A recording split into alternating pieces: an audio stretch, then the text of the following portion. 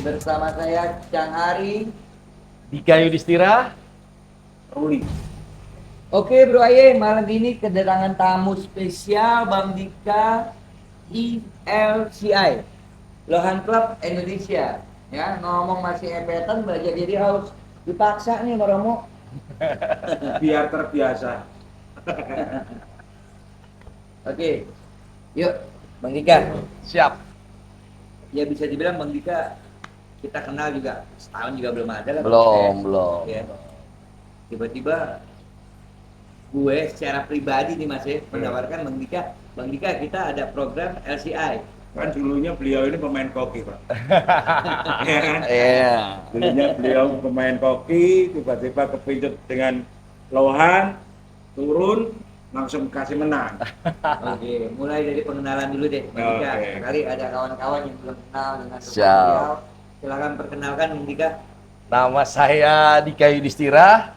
Selama ini memang benar kata Mas Ruli, cukup aktif ya di dunia ikan mas koki.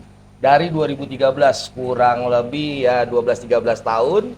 Kalau mengenal cantiknya lohan ini baru 8 bulan lah ya Cang ya. Dalam arti hampir 8 bulan. Terus iseng tanya karena melihat Cang Ari ini upload keren-keren ikannya, ya sampai hari ini lah. Pakar berarti deh ya. Iya.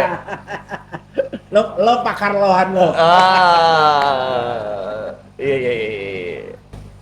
Terus saya sebenarnya ada di LCI ini ada ngobrol-ngobrol sama Mas Ruli ya. Iya. Mas Ruli, ada sosok Bang Dika, beliau kebetulan di pemerintahan, maaf Bang Dika harus disebut ya. Siap. Mungkinkah lohan ini bisa masuk ke pemerintahan? Gitu. Ya, awal pembicaraan. Awal kita pembicaraan gitu. itu, akhirnya Mas Ruli sudah nanya langsung ke Bang Ya. Dika, Bang Dika nanyakan langsung, akhirnya kita undang beliau di acara LCI seri 3 nih. Ya. Siap. Dan kita rencana mau jadikan beliau ini sebagai Sekjen, Pak. Wih. Karena organisasi itu kan harus perfect, ya kan? Ya. Sesuai job masing-masing, kapasitas masing-masing.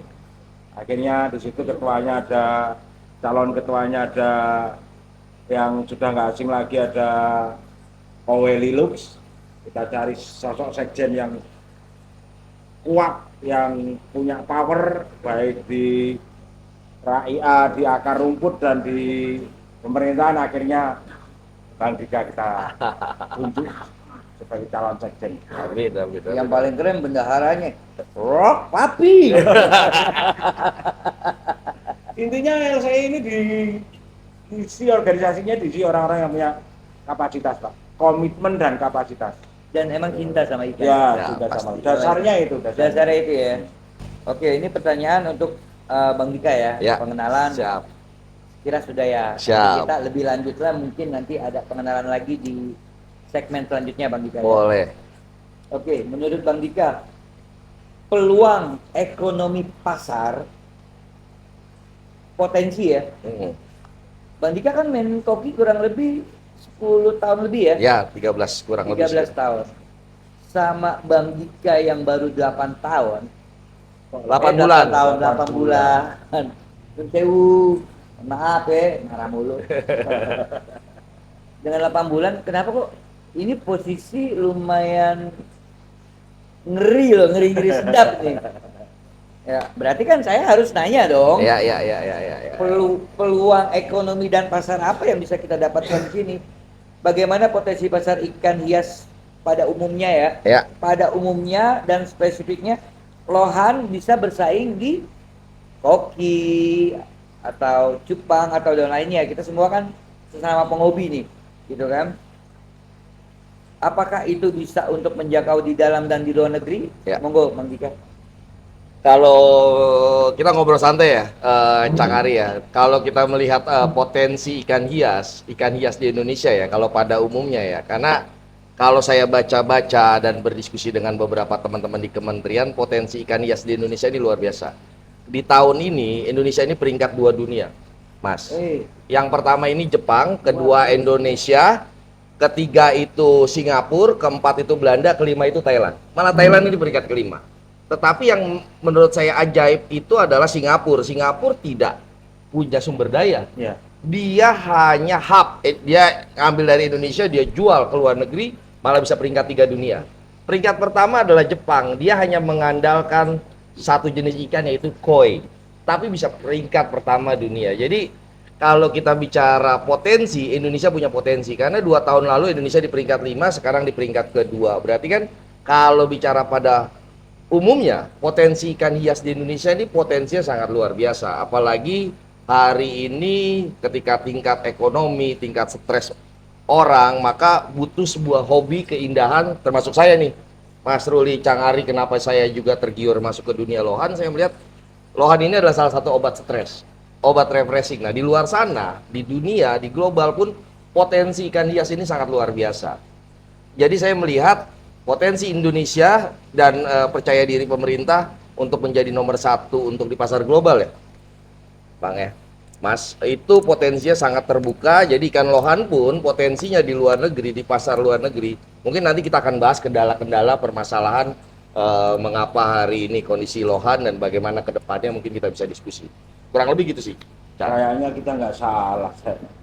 Pilih Sekjen LCI beliau ini, Pak. Gue udah langsung mau nyecer tantangan. Iya, iya, iya, iya, iya, iya, iya. Ya kan? Tantangan terberat ini kita udah langsung lohan ya, karena Iya, iya, iya. ini tentang lohan ya.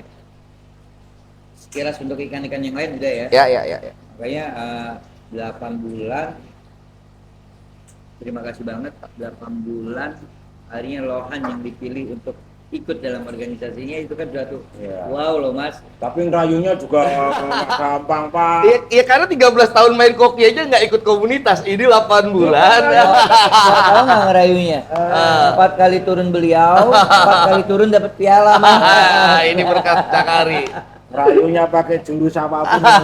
Karena kita tahu kapasitas beliau, Pak. Ampun, Makanya terus, siap. Udah ayo gabung.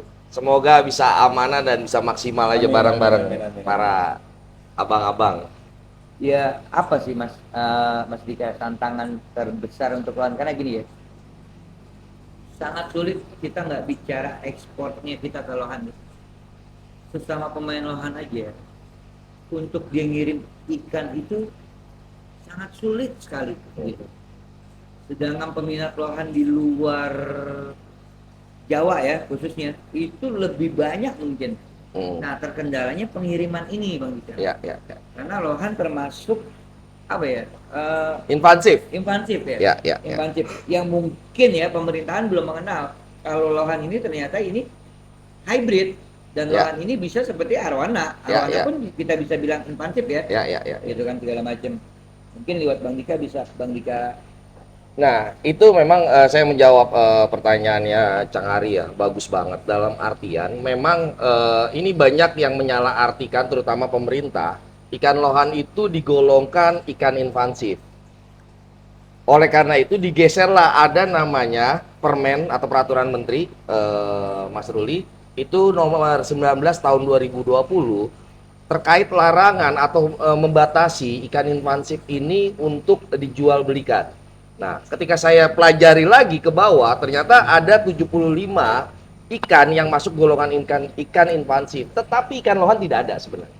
Ikan Iya. lohan tidak termasuk 75. Mungkin nenek moyangnya.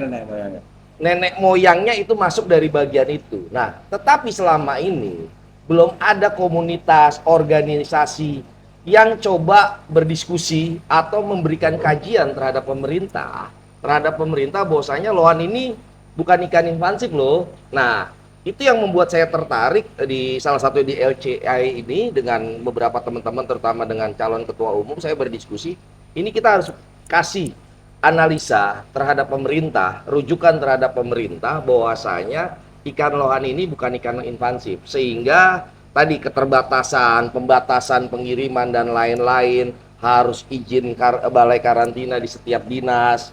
Itu yang menjadi sulit. Semoga dengan LCI ini ke depannya kita bisa memberikan kajian-kajian dan masukan-masukan ke pemerintah, terutama KKP. Tadi saya juga pagi diskusi, saya bilang ini tidak sulit. Karena kenapa saya bilang tidak sulit? Karena tidak perlu merubah peraturan, tapi hanya menambahkan. Karena ketika kita bicara tentang ikan lohan ini, ikan lohan ini bukan ikan invasif, sehingga tadi keterbatasan, pembatasan pengiriman dan lain-lain, harus izin balai karantina di setiap dinas. Itu yang menjadi sulit. Semoga dengan LCI ini, LCI ini ke depannya kita bisa memberikan kajian-kajian dan masukan-masukan ke pemerintah, terutama KKP. Tadi saya juga pagi diskusi, saya bilang ini tidak sulit. Karena kenapa saya bilang tidak sulit? Karena tidak perlu merubah peraturan, tapi hanya menambahkan. Karena lohan itu tidak termasuk, kecuali lohan masuk dari 75 mungkin kita harus merubah peraturan, tapi ini kan nggak perlu. Dan karena lohan ini bukannya puncak rantai makanan di biota air loh. Lohan ini kalau ketemu patin dimakan loh sama patin. Ya. Gitu. Ya karena itu tadi, itu yang salah tafsirnya, karena dari 75 yang termasuk ikan invasif, mungkin nenek moyangnya lohan, yang mirip-mirip, tapi nama ikan lohan pun tidak ada, kayak misalkan, Cikrasoma. nah macam-macam. Nanti Red mungkin, devil. nanti mungkin kita kasih gambar di sini, ada beberapa 75 atau dikasih keterangan, itu ada, jelas. Iya karena dia sama lele aja dimakan loh dia. Betul. Kalah dia sama lele. Saya kalau ingat masalah perpu ini ya, masalah invasif atau enggaknya itu pertama kali yang diuji coba untuk dilaksanakan itu, undang-undang itu diterapkan itu di Jogja. Dan waktu itu ya teman saya jualan ikan yang aligator Nah, Ya, ya, ya. itu masuk sel dua bulan kalau nggak salah. Iya, memang di penjara. Di penjara. Dan waktu itu saya juga ikut membantu meringankan itu. kan gua gara-gara lohan di penjara dong nih. Ya makanya Memperjuangkan ini. Enggak. tapi ini memang luar biasa lah ya Mas Teh. Saya melihat ini akhirnya LCI ini nanti bukannya hanya sekedar bicara di dunia kontesnya aja, tapi dengan adanya Pak Sekjen sekapasitas, calon Sekjen sekapasitas Mas Jika, mungkin LCI nanti akan memberi jalan, akan memberi kemudahan ya bagi teman-teman anggota, bagi rencana ini LCI kan nanti akan ada membernya juga. Mungkin kita akan melaksanakan tentang mempermudah pengiriman ini dan itu mungkin. Ini Pak Sekjennya kelas. Ini kan sebenarnya dari gagasan Mas Ruli dan Cang Ari, dari penghobi untuk penghobi. Jadi komunitas ini benar, saya sepakat. Jangan sampai, saya bilang juga, jangan hanya bikin kontes, walaupun penting kontes itu, karena itu adalah menjadi daya tarik, kita fair play, itu menjadi daya tarik sebuah hobi, tetapi bukan hanya sampai di situ, karena kalau hanya menjalankan kontes ya kita bikin perusahaan IO aja Mas. Betul, Ya betul, kan, betul. tetapi ini bicara komunitas, bicara bagaimana potensi ikan lohan kita angkat bareng-bareng, karena dari lohan untuk lohan lagi, kurang lebih kan begitu. Ya. Jadi sangat tepat Cang ya. Ya.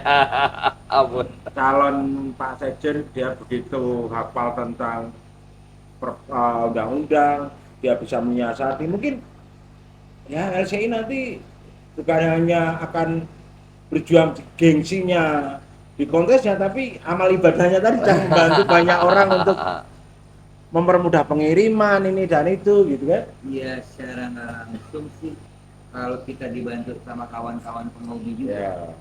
insya Allah segala sesuatu kendala yang ada di lohan, dari sisi kontesnya, Ya.